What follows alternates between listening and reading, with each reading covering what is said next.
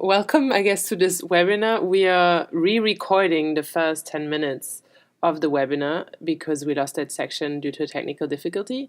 So you will have our recorded version of the webinar, and then we'll switch to the real webinar towards a later part of this presentation. So let us start out just by presenting who we are, the presenters of the webinar. I'm Lisa Stahl, myself, working here at CGAP since 2 years in the customers team.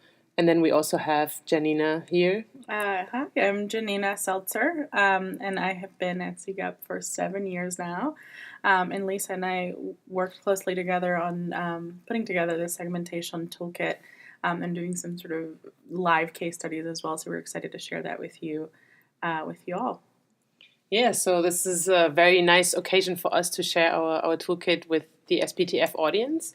And let's start by digging into the presentation. What we had in the webinar was an initial exercise around what are the expectations from participants, which we will obviously not re-record here, but that was a nice way of framing our work and being sure that we kind of cater to the audience at the webinar. So let's move on to the next slide. This is the agenda of the webinar. We first start out with a section on how did we even start working on segmentation. So how does segmentation link to our overall work on customer centricity here at CGAP? Then we dive into how to design a segmentation and then how to deliver it. And we'll end it with a Q&A. So please, we asked people to also add their questions for this Q&A at the end. So you will have this in the recording later on. So start out, what is segmentation? At the heart of segmentation, and that's how we sort of set it out in our toolkit, is a deep understanding of common characteristics of your customers. So understanding these characteristics really can make a difference between having a service that is unused or a successful service. And that's why it's important for a financial service provider to look at segmentation. And segmentation is a process to define and subdivide a market into clearly identifiable segments with similar needs, wants, and demand characteristics, and then be able to act on these identified segments. So at the center of all of this is the customer, and maybe to link it also to SPTF and the Universal Standards of Social Performance Management. This toolkit or a segmentation effort can clearly link to dimension 3 of these performance standards around design of products, services, delivery models, and channels that meet clients' needs and preferences. So basically, it can help you to understand the needs and preferences as in the standard 3A, and then also to have products that are really designed to benefit clients as laid out in standard 3B. Now, why did we even start thinking about segmentation is because we're working on this overall guide to customer centricity, which is shortly going to be available, and we're very excited about, and Janina has been working a lot on that. And segmentation is one of the tools that we are outlining in this guide and that financial service providers can use to better understand their customers and develop services that are more focused on their customers and in the end will be more used as well. And this is our definition of customer centricity for us. It is a business model that is operationalized through organizational structures, processes, systems, and measures, and that enables an organization to provide a distinctive customer experience that responds to customers' needs and wants. And so this business model for us really generates value that can be grown and sustained over time. And this value is not only generated for the firm or the customer, but also for a wider group of stakeholders, such as suppliers, employees, and the communities an institution operates in. Let's move on to the next slide. This gives you an overview very fast of how we designed this segmentation toolkit, and we wanted to really make it as customer-centric as possible by defining pathways through this information, and depending on where you as an institution stand, how much budget you have available, how much knowledge you already have about your customers or time you have available, you can select different pathways and then only go to the information that you will need. And I think what's really important here is that we were hearing from a lot of financial service providers that They wanted to do a segmentation exercise, but they weren't quite sure how to do it. There's a lot of thinking around segmentation being very expensive or something that you don't have the resources to do. So what we wanted to do with these different pathways was to really give you different options. If you have enough resources and money to pay for something and outsource it, or perhaps you want to do something in-house. So this toolkit will give you those different options as well, and you can navigate the toolkit that way. And there are also a lot of case studies, references, and tools available in that toolkit that you can use firsthand if you want to dive into segmentation. Which brings us to the next slide around why to conduct segmentation. So if you have just an overall view of a market, it tells you where an overall opportunity is. But it does not really provide you with the detailed insights around various customer needs, and doesn't provide much guidance in terms of where to focus on. So segmentation can help there and can really provide or reveal these nuances in demographics, attitudes, behaviors, or needs of your customers. And these differences can then help you identify where your products and services can have the most impact and can really provide the most value to your customers, but also to you. And from a financial inclusion perspective, I think it's also quite important because traditionally financial service providers have considered the low-income consumers or customers as one sort of homogeneous segment. And that's also how a lot of the microfinance institutions have emerged, with a single product being credit. But now recently, obviously, there have been quite some research like Financial Diaries or other customer research that have shown that there's a huge diversity within this low-income segment and that there are different needs from people within this segment. And so in this sense, it's important for financial inclusion as well to understand what are the different behaviors, preferences within this low-income segment. The next slide also frames the same idea, but visually showing you that you might have a total market opportunity here of $100 million, which is a guesstimate here, a suggestive example. But if you dive down into segment, it really provides you also a real idea about the value that these segments provide to your institution. So that's, I think, an important point to make. And then you can decide which segments to focus on, either the most valuable one or how to generate most value of other segments that you want to identify or work more on. Now, before moving into the design, just debunking 3 customer segmentation myths that are mentioned often by institutions who might want to engage in segmentation. There might be arguments around it's too costly to segment. And this might be true that segmentation can cost a lot, but there are also several ways of doing a segmentation. You can go down more of a light touch, informal segmentation route, or you can really do the full-blown formal segmentation by also bringing in external marketing firms, and that might cost you a little more. But you really have to think about what does it cost you to not do a segmentation. Let's say you want to launch a new product and you don't go deep into customer insights and segment your market and kind of frame that product in that way. It could cost you a lot in terms of launching it if it doesn't correspond to customer needs. And even doing a small segmentation exercise can really help you in a new product launch and also in improving customer retention. Finally, the second point is segmentation can be too complicated. And that's also, it can be the case that can be a quite complex process to do a segmentation. And sometimes it's easier to just replicate a solution that is there in the market and has been tested by others or is successful in other markets. And just replicating that might be easier, but you also really have to think about, will this work for you, and the costs you might have in launching a product that might not work. And M-Pesa could be used as one example. It has worked very well in one context, but might not be applicable in a different market. And so our toolkit, I think, is also a great way of sort of breaking down this complication and providing tools and ways and steps to make segmentation easier for you. Just a final point on, it might be too academic. There are cases where a segmentation ends up being very complex and difficultly implemented by an institution. But segmentation can also be a great success if you have the necessary buy-in, you really define your business objectives very well, and ensure that the key people in the institutions are involved in the process. So let's move on to the design of segmentation. yeah, we had an activity that I will just mention very shortly in this recording, and it's also available in our toolkit.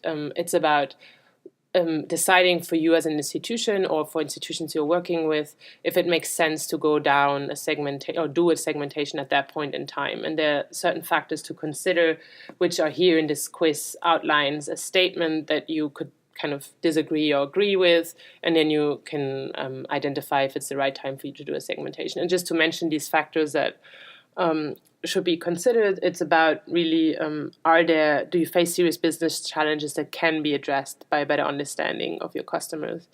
And then also, do you believe that there's a significant number of potential customers you can serve and that you need to understand better? Do you have a strong existing understanding of your customers? Very importantly, also the management support for the exercise to make it work. And also, do you have resources, budget, time that you can and want to commit to the exercise? And finally, more of a capacity question in terms of, are you capable of adapting products and offerings to the customer groups that you identify in the segmentation? Now, the first point, I think very crucial point in the exercise that you also come back to gradually during your search for segments, is defining your objective, and that's really the main point. And here you have a choice between having a more tactical objective that is around a specific decision related to products or services, or having a strategic objective around overall business decisions. So maybe more around a competitive challenge or around launching a new product, discovering a new market. And what is interesting here is that segmentation can also give you a different perspective on this competition aspect. You might identify a segment that is your target segment, and might then discover that actually that the main market competitor is not your main competitor within that segment, and that might give you a very different perspective on market competition in your environment. Moving on to the next slide, here we have it's a kind of a deep dive into specific business challenges and opportunities that you can identify as your important ones. And here, acquisition, use, retention, and expansions are generally the ones that we have seen as main objectives for financial service providers. Now, we are already moving ahead to planning and taking action. And I will hand it over to Janina to talk about the formal and informal segmentation. Yeah, thanks, Lisa. I think this is one of the questions that I think we get the most, and I think that when we initially did this webinar, now we're recording. One of the questions was, how do we do alternative kinds of segmentations? Is there just one way to do it? And I think what this slide shows you a little bit is that there are different ways to do it. You can opt to do a formal segmentation exercise. And as you can see from the slide, it consists of different steps, and it is quite complex, but it's also quite comprehensive and rigorous. But then on the other hand, you can do an informal segmentation, which is something that you could probably do in-house and still get really relevant and important results that you're looking for. And so you'll see that there's a little bit less steps around there, but I think what's important to highlight in both kinds of segmentations, whether formal or informal, is that a segmentation process is usually iterative. So it's important to go back and rethink about your assumptions, rethink your hypothesis segmentation, make sure that you're asking the right questions. Like Lisa just said, also make sure that your initial business objectives are the right business objectives. Because if you're fuzzy around those, then you're probably not going to get the right kinds of results or the results that you are looking for. And then, so if we move on to the next slide, when you're picking your population to start off a segmentation exercise, you want to start with a basic market definition, and you want to dig deeper into that. So what's the total population that might need the product or service? Are you really going to look at all of them? Are you going to specifically look at specific kind of customers? Are there any group of customers that you want to exclude, and why are you excluding them? And then going back to the business objective questions, are you looking to acquire new customers? Are you looking to retain existing ones? So those kinds of questions are crucial when you're starting off. And I think now we will switch to the recording of the original webinar. We wanted to get very practical with you guys because we understand that it's very hard to look at a lot of theory and just not really understand what other organizations have done. So one of the partners we worked with, specifically, we worked with several partners on segmentation exercises. One of them was Digicel Haiti. Digicel Haiti was redefining their strategy around mobile money and how to really understand their customers and understand why in the past their customers hadn't really been using their mobile money service. And with what we did with Digicel it sounds very basic, but like Lisa and I said, it was really around making sure that their business objectives were the right objectives, so that they had the right starting point to launch into a segmentation exercise that would really yield the right kind of answers. So what was really interesting, what happened with Digicel was that they decided to expand their customer base through an awareness campaign, and really wanted to focus on their existing customers, right? So they really went and dug deep into who their current sort of entire telco customers were, so not only their mobile money customers, but also their telco customers. And within that subgroup, understand who would be a more willing or active user of mobile money than others. And so just really taking advantage of folks that were familiar with her existing services. And then they went into a very deep dive also in terms of who were their mobile money users and how they were using the product, who was active, who wasn't active, a little bit of who their loyal customers were, and how they could really get them to be more active and bring in more people as well.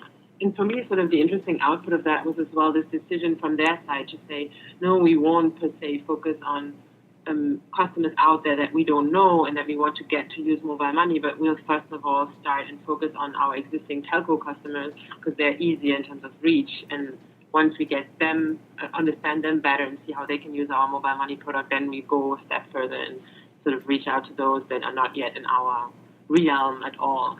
So for me, that was an interesting strategic decision they made. Yeah.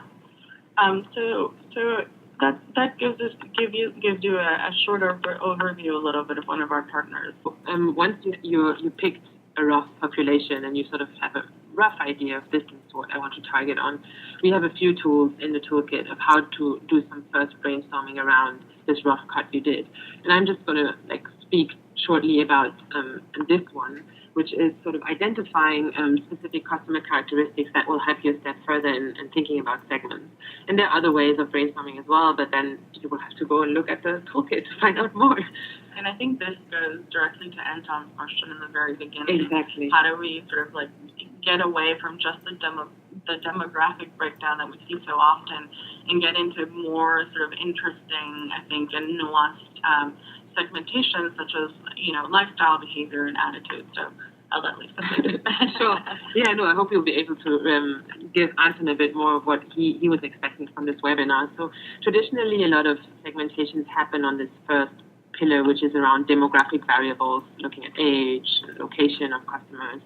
And they're quite useful because the advantages sort of are that you have generally data readily available on those, and it's pretty easy to understand, saying a male customer, female customer. But the disadvantages are that these variables really are not predictive of behavior. So you might use them, but you would maybe want to combine them with other of these characteristics of your customers. For example, the lifestyle ones here, it's more, they evolve more around general questions of interests of your customers, the activities and values, beliefs they have.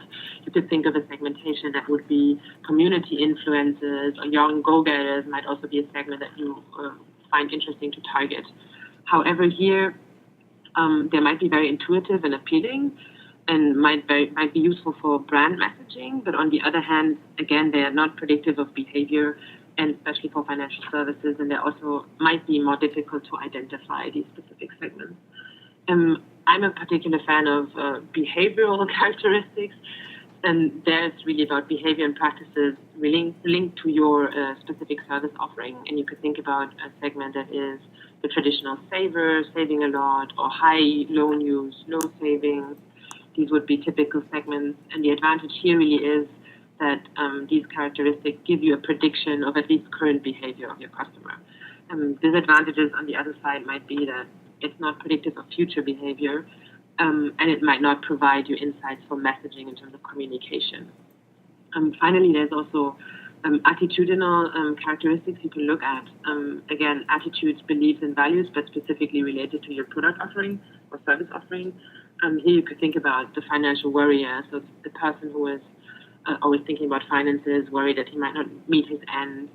And the advantages of these type of characteristics are that they identify basically underlying beliefs of behavior or underlying drivers of behavior and provide messaging input.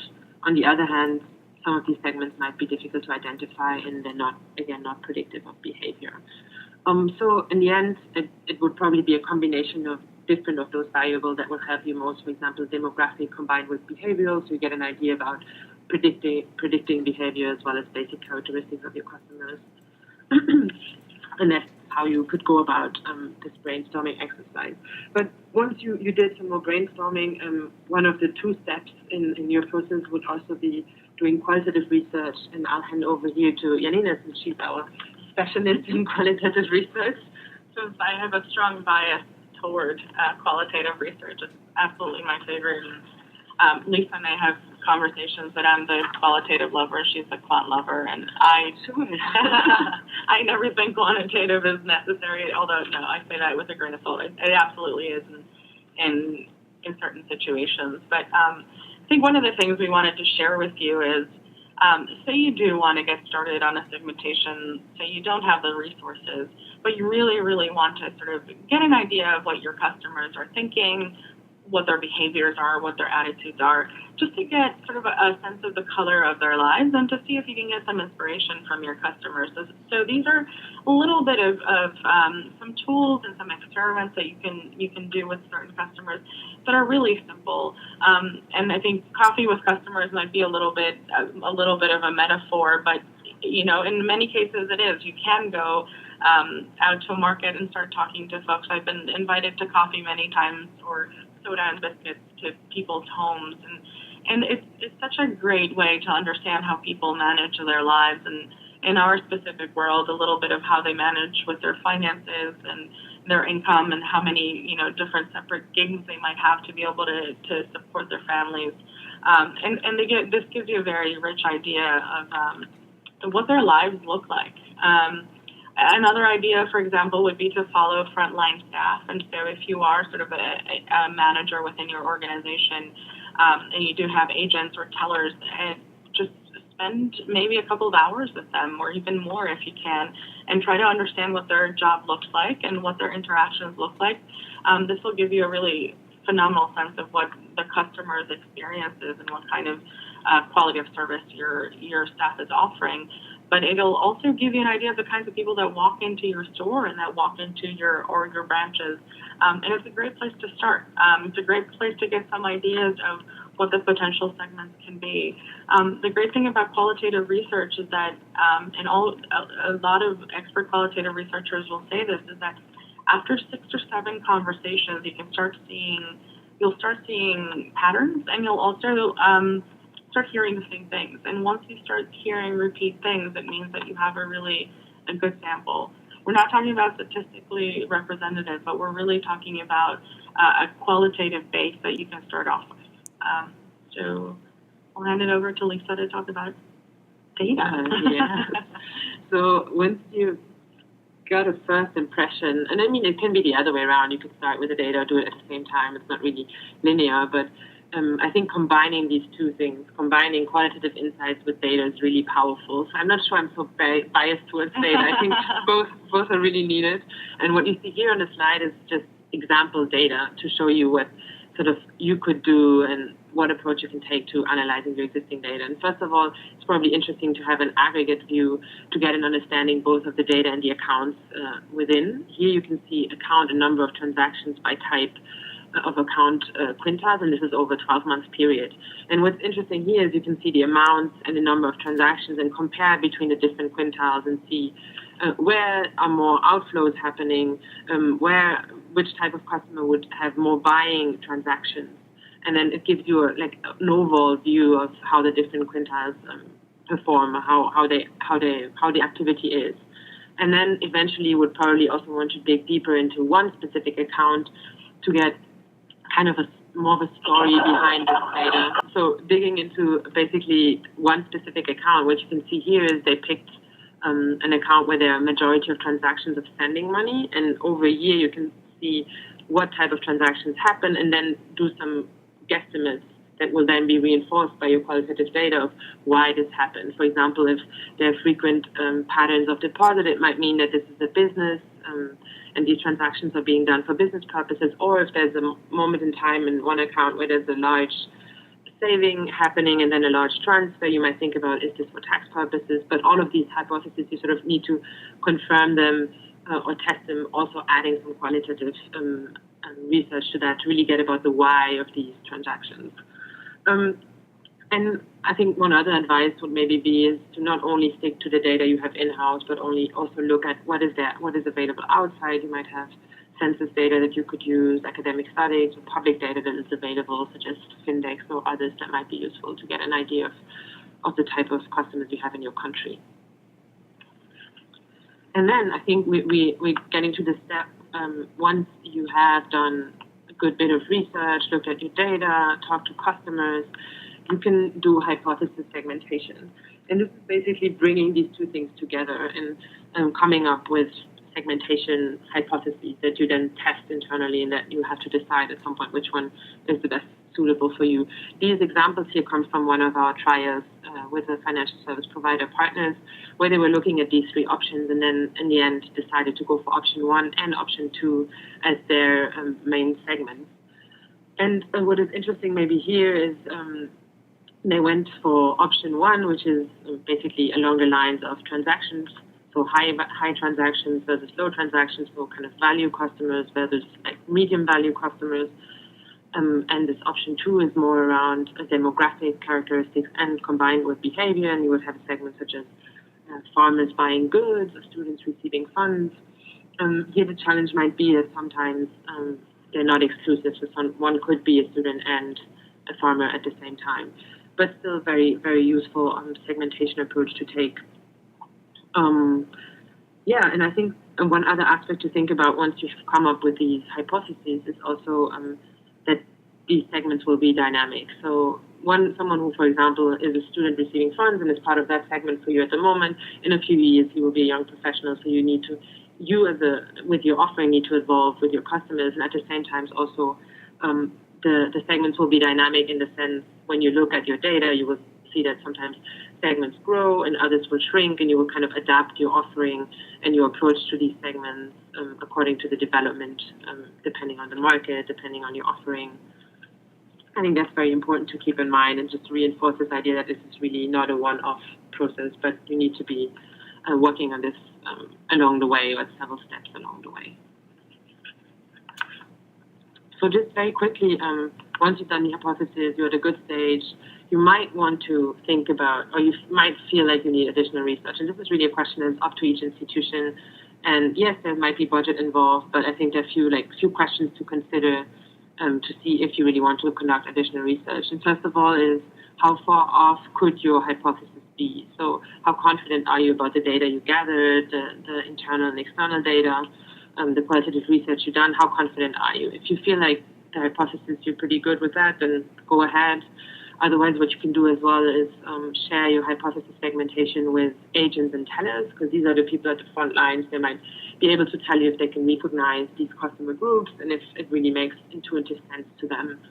And then if you decide that, yes, I'm not quite confident about this data, I might need some more information, and you want to go for further research, I think it's crucial to really identify where the specific lacks are and define a research plan that is targeted and doesn't cost you too much, doesn't involve too much effort, but really gets at what you are missing.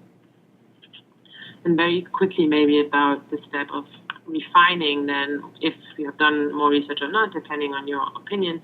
This is just going back to your objectives. And what you see in this graph is this idea that really you can go back to steps before, revisit your assumptions, but in the end it's really about, does this hypothesis segmentation fit your objectives that you set yourself in the beginning? And also some kind of intuition. I mean, segmentation is a mix of art and science, so you will also sort of have to see, does this feel right? Like, does it talk to my tellers? Are other of my colleagues thinking that these are the customer groups we're targeting and this is the right understanding of these customer groups? Yeah, which already brings us to the part of the presentation that is around delivery. So now you have your segmentation, you're really happy about it.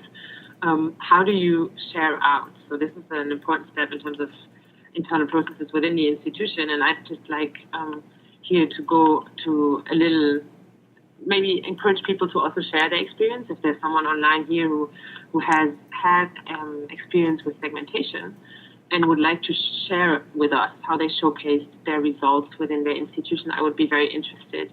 Otherwise, I have an example to share as well, but I'd still like to hear from anyone out there if they could share how they showcased their segmentation results within the institution, or how the overall, also maybe quickly how they work with segmentation. Okay, everyone, this is Amelia. So again, if you can click on the raise hand button if you have some experience with segmentation that you'd be willing to share. Please do that, and we'll see if we can see the hands in the participant list. And while that's happening, this is just an FYI to our speakers. We had someone named Michelle Suma on this call. She's been in and out, and I'm suspecting she had internet difficulties. But she's with Almage Moi, and they're currently doing a project on segmentation, a fairly extensive project to understand their client base better and try to differentiate their products better. So I don't know if you would like me to connect you to her, but I think they're thinking very deeply about things. So I'm sorry that her internet cut out before this part of it, but we should follow up. Yeah, please do follow up on that. Yeah. Okay, and then for everybody else, I'm not seeing hands yet. So why don't you go into your examples that you guys have, and then if we see them, we'll come back to that. Let us start with one we have here. I'll actually ask my colleague Gayatri to share what was done on segmentation with Jana Lakshmi.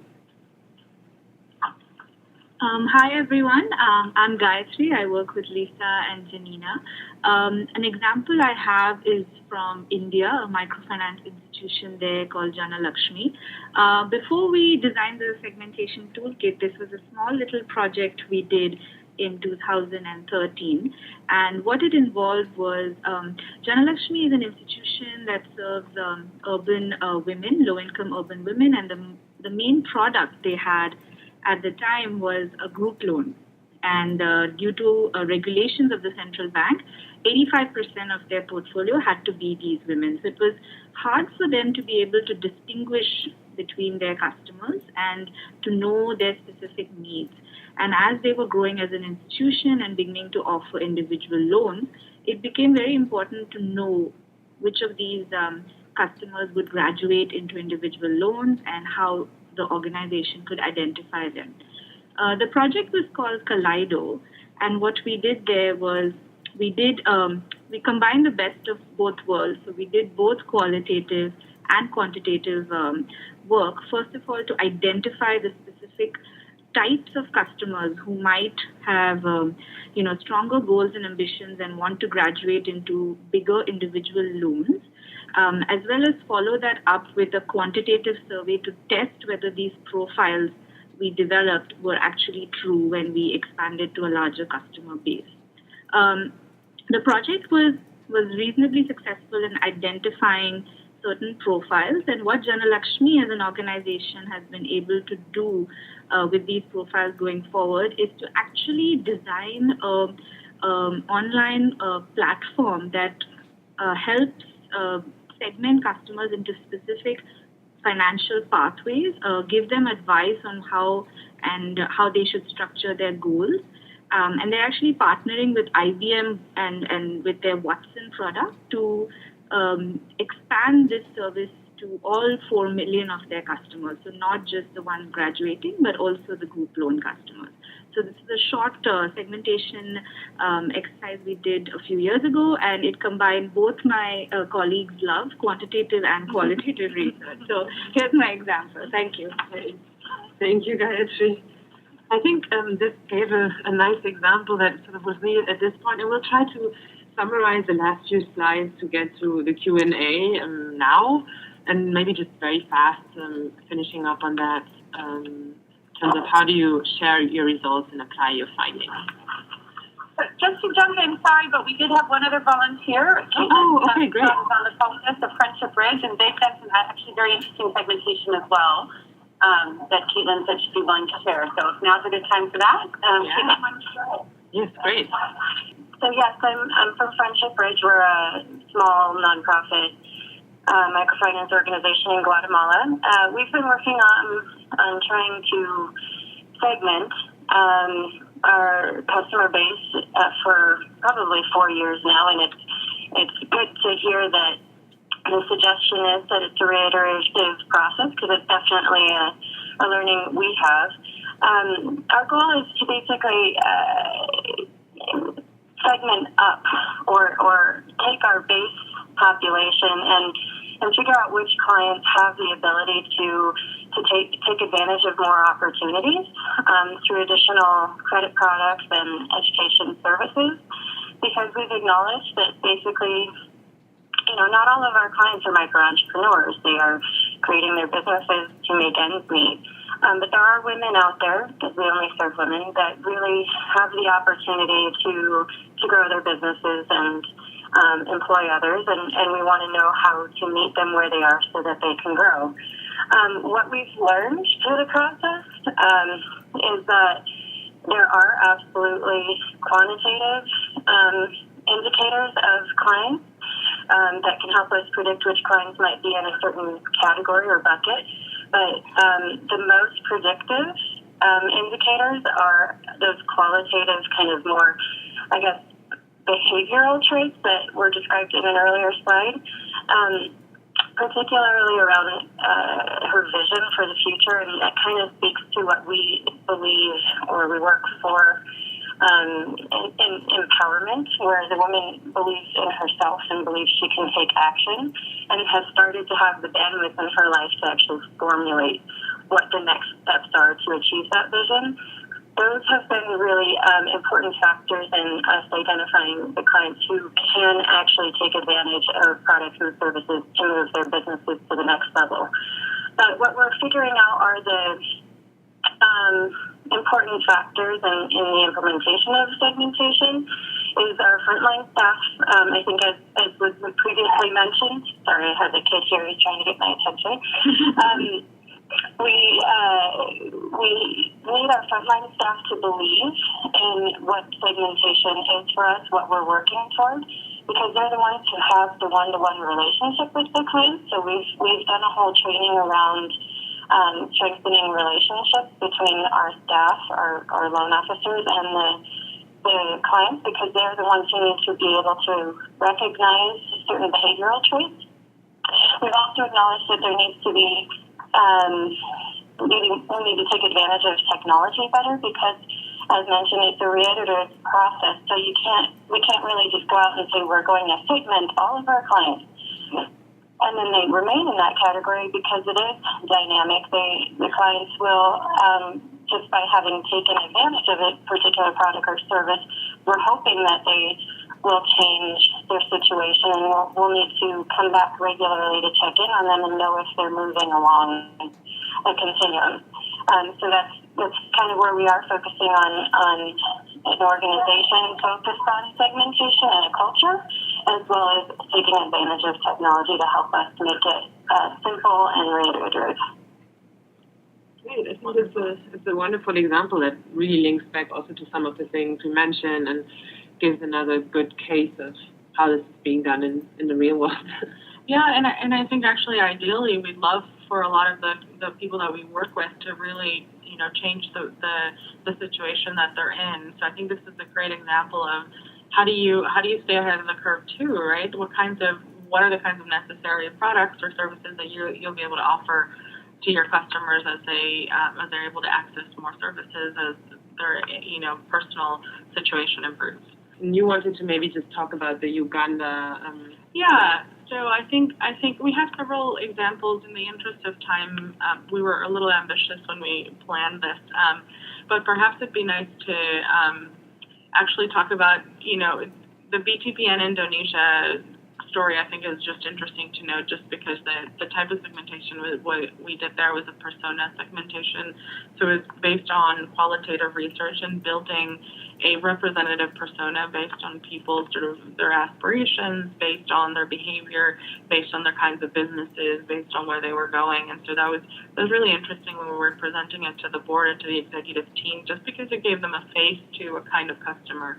And when you're thinking about making product changes and product tweaks, having a person that you're offering it to makes it that much more tangible. And one of the responses that we got from BTPN management was that was one of the most helpful things they'd ever had put in front of them, because it just made things much easier for them to imagine and envision.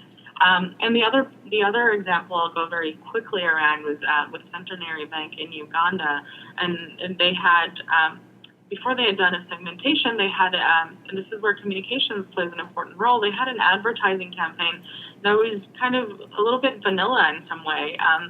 The tagline was "Take your bank everywhere," but it was a messaging that was pretty generic and that didn't really resonate strongly with customers. Then they did a segmentation exercise, and they found that they really, the folks that they were really offering their product to were these three different sort of segments that you see on your screen, which is salaried workers, youth, and the business community. And so they were able to target these communities and their messaging specifically to what the needs of each segment was. And so to those that were salaried workers, it was really around accessing their salary. For youth, it was really a different kind of P2P product, because it was more interesting to them to spend less time in the bank, for example. And for the business community, again, they really rally around their needs and were able to specifically tailor their messaging to them. So that was another sort of a good example of where segmentation was helpful.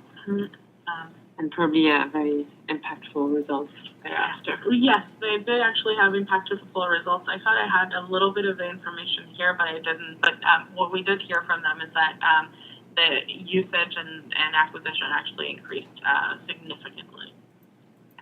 Great. And I'll just very fast, we've mentioned some of this before, but I'll just say that it's important, since this is not a one-off exercise, to sort of think about revisiting your data and how can you collect some of the data points you didn't have initially along the way. And an example might be to basically ask a few questions at the registration process for your customers, or find other ways of collecting that data along the way for your the next time you will revisit your segments. And then tracking segments over time. I'll not go into this because I've mentioned this before, but what very importantly and linked to this, how do you apply findings, is embedding the segmentation within your organization. I think that's more easily said than done, but to ensure that everyone's on board and everyone from sales to finance, front office, back office really knows about these segments, understands them, and is aware of the evolution over time. So you might also want to include this into standard reporting for people to be aware. And also, I think here what's interesting is that it doesn't have to be formal segmentation every time, right? Like we talked about informal segmentation, we talked about qualitative methods, and perhaps the way to embed it in your organization somewhat easily would be to do informal segmentations along the way, and then when it's necessary, do a more formal and longer segmentation exercise, and that's when it becomes easier. But I think if people's mindset, if they know that this is important for the organization, then it becomes easier to understand customers and target them and to have more knowledge around them. Yeah, that's great.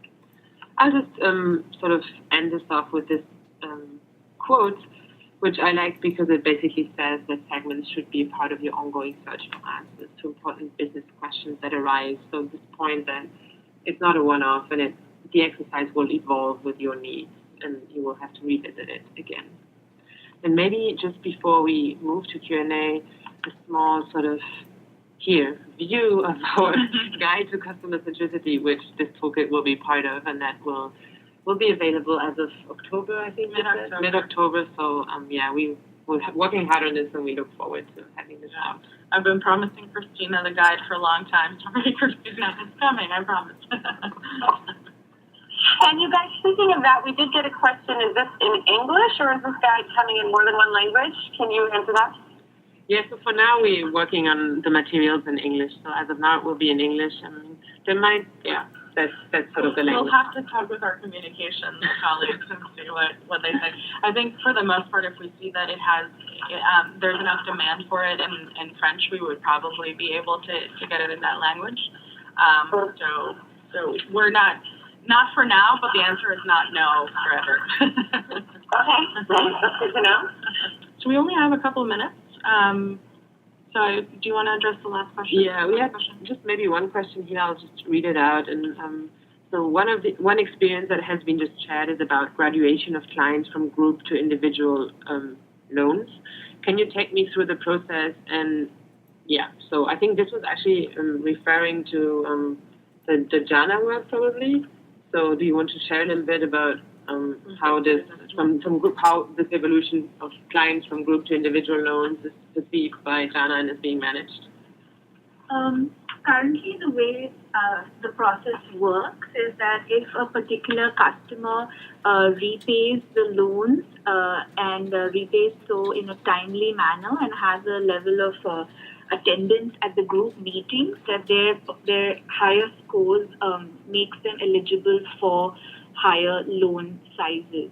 Now, what Janalakshmi wanted to know through the segmentation exercise is what needs and wants and ambitions within the household was leading the customer to be successful in repayments and attendance and participation in group meetings, and what ambitions led them to seek higher loans. So they wanted to have a better grasp of who these customers were, who were indeed performing quote-unquote better and seeking higher loans. So that was the main reason for the segmentation exercise. About a third of all their group loan customers graduated onto individual loans at that time. So they just wanted to have a better grasp of that and make sure that the higher or individual loan products they were offering were indeed suited to this customer's life, their household goals and ambitions. Great. Yeah, I think that's precisely a good description of how this process worked for Janalakshmi. Do we have more questions? Because we are also kind of getting to the end of our time. We don't, but what I would ask is that if people, since we are out of time, if you have more questions for the speakers, you can email them to SPTF and we can pass them along to the speakers, or you see emails actually right on this slide that we'll be posting to the SPTF website. So often what we ask people to do is if they have follow-up after the webinar runs out of time, if you guys are open to being emailed directly, people can just follow up with their questions that way. That's great, and we will hopefully have the segmentation toolkit up on our website early next week, and we'll send it over to Amelia, and then you can send it over to anybody who participated. Yeah, and along those lines, so SPTF website has a drop-down menu. It's called Online Trainings, and then we have certain series, and then we have a link called Other Trainings, which is one-off trainings, and that's where this will be. So we'll post this PowerPoint, we'll post a link to the recording, and we'll also post a link to the toolkit when it's up in mid-October, so that we're linking to the CGAP, all the CGAP materials related to this as well. Oh, wonderful. Okay, so I have to end it, but thank you so much. As you can see, there was a ton of interest, and we maybe should have scheduled 90 minutes instead of 60. This is a fascinating, wonderful tool. So we feel very privileged that you guys took the time to share it, and we look forward to seeing it in October. Great. Thank you for organizing. Thanks, everyone. Have a good day. Goodbye.